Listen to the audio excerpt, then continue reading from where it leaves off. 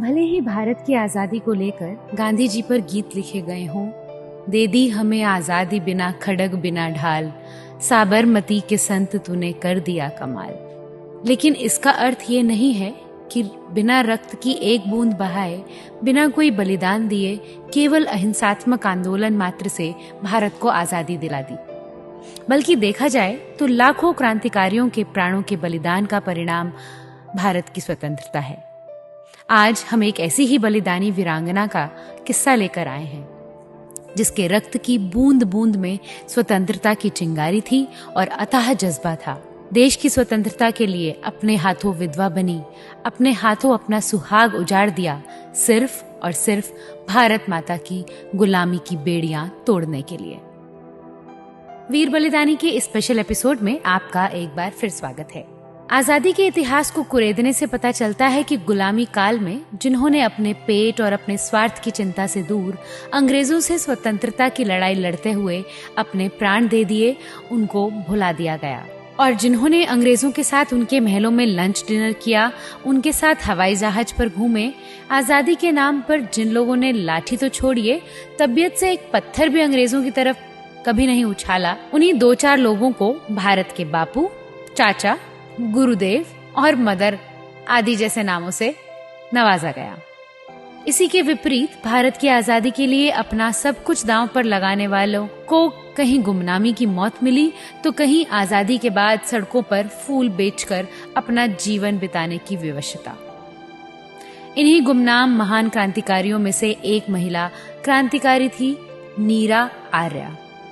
नीरा का जन्म 5 मार्च 1902 तत्कालीन संयुक्त प्रांत के मेरठ जिले के खेकड़ा गांव में हुआ था। वर्तमान में खेकड़ा भारत के उत्तर प्रदेश राज्य में बागपत जिले का एक कस्बा है। आजादी के बाद नीरा जी का जीवन सड़क किनारे फूल बेचते हुए बीता। नीरा आर्या की कहानी रूह को कपाने वाली है। नीरा आर्या और उनके भाई वसंत कुमार दोनों ही आजाद हिंद फौज के सिपाही थे। नीरा आर्या का पूरा जीवन संघर्ष, थ्रिल और सस्पेंस का मिश्रण है। नीरा आर्या एक महान देशभक्त, क्रांतिकारी, जासूस, संवेदनशील लेखक, जिम्मेदार नागरिक, साहसी और स्वाभिमानी महिला थी, जिन्हें गर्व और गौरव के साथ याद किया जाता है।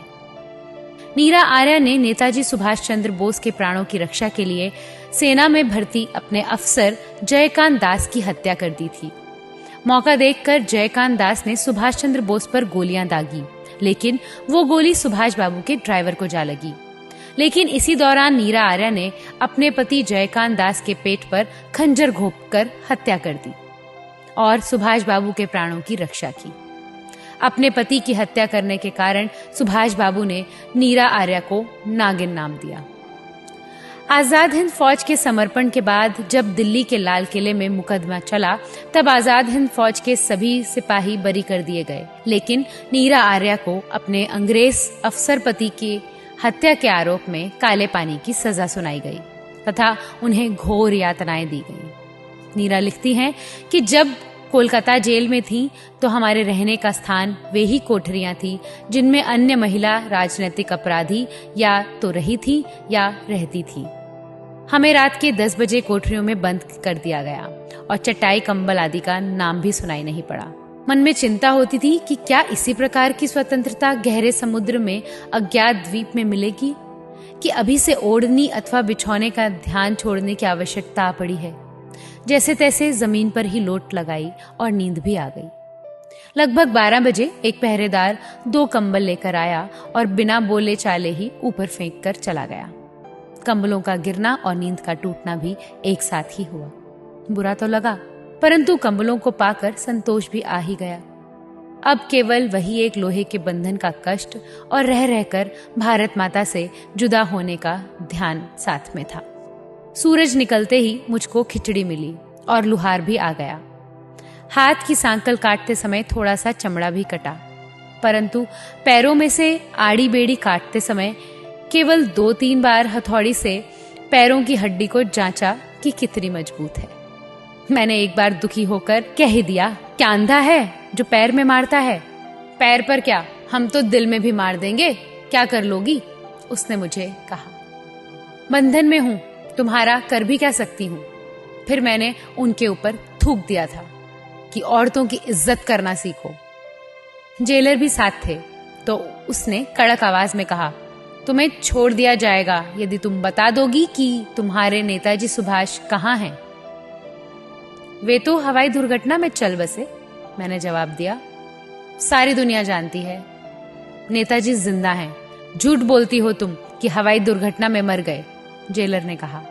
हाँ, नेताजी जिंदा हैं। तो कहाँ हैं? मेरे दिल में जिंदा हैं वे।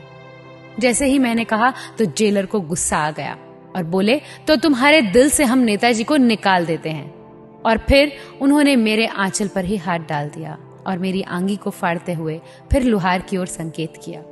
लुहार ने एक बड़ा सा जंबूड़ औजार, जैसा फुलवारी में इधर उधर बड़ी हुई पत्तियां काटने के काम आता है, उस रिपर को उठा लिया और मेरे दाएं उरेस को उसमें दबाकर काटने चला। लेकिन उसमें धार नहीं थी, ठूंठा था और ओरोजों को दबाकर असहनीय पीड़ा देते हुए दूसरी तरफ से जेलर ने मेरी गर्दन पकड़ते हुए कहा, अगर फिर जबान लड़ाई तो तुम्हारे ये दोनों गुब्बारे छाती से अलग कर दिए जाएंगे। उसने फिर चिमटानुमा हथियार मेरी नाक पर मारते हुए कहा, शुक्र मानो महारानी विक्टोरिया का, इसे आग में नहीं तपाया। आग से तपाया होता तो तुम्हारे दोनों उभार बुरी तरह उखड़ जाते। नीरा आर्य की कहानी पढ़कर जितना भी कोशिश कर लो, आंखों में आंसू टपक ही पड़ते हैं, रूह कांप जाती है। ऐसी कहानियां हमें बताती हैं कि हमारी माताओं बहनों ने अपना सब कुछ इस राष्ट्र के लिए न्यौछावर कर दिया था, जिनका नाम आज भी गुमनामी के अंधेरे में जिंदगी जी रहा है। और लोग गीत गा रहे हैं, दे दी हमें आजादी बिना खड़क बिना ढाल, साबरमती के संत तूने कर दिया कमाल।